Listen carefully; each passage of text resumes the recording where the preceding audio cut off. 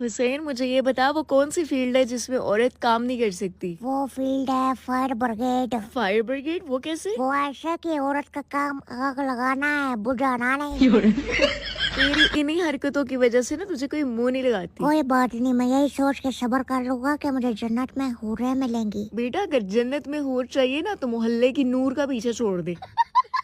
हाय मेरी नूर। वैसे तुझे सी गरीब को उसने मुंह कैसे लगा लिया? मैं ऐसी की हवा खाने के लिए एटीएम जाता था, वो पगली पैसे वाला समझ कर सेट हो गई।